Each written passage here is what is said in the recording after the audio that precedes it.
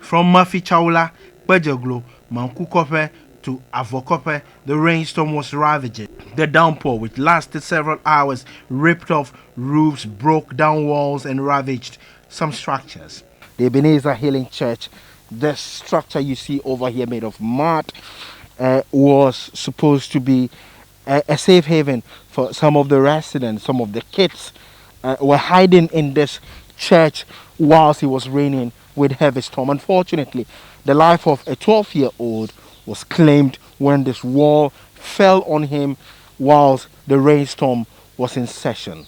The mother of 12-year-old Matthias Blazer is still grieving the loss of her son. They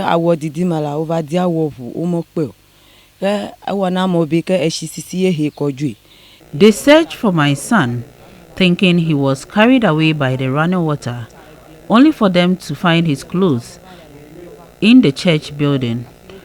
Upon further search, he was found among the debris from the broken wall. Victims in the 10 communities are now counting their losses. The Member of Parliament for Central Town says the situation is overwhelming, calling for assistance. I have intended to look out for help. The unfortunate thing is that our account is in red now. Otherwise, we would have mobilized something for them immediately. But that's if you say your account, whose account? I'm talking about my account.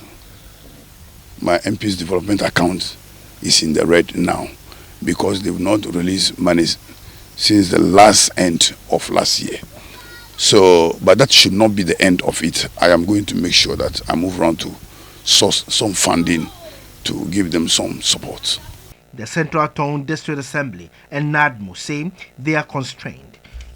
The estimate we are working on is around 315,000 to re-roof some buildings, especially school buildings, and then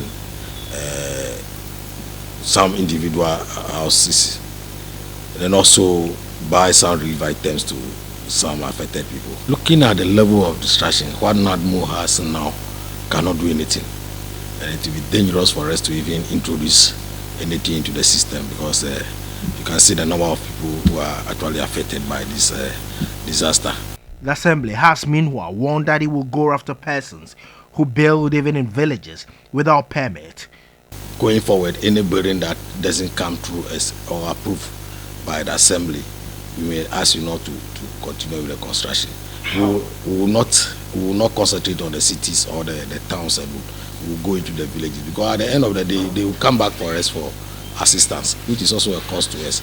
So if we enforce it that even in the hinterland, any single structure you want to put up, let us know. We're just trying to help supervise this for you, advise you so that you don't bring any problem to us in the future.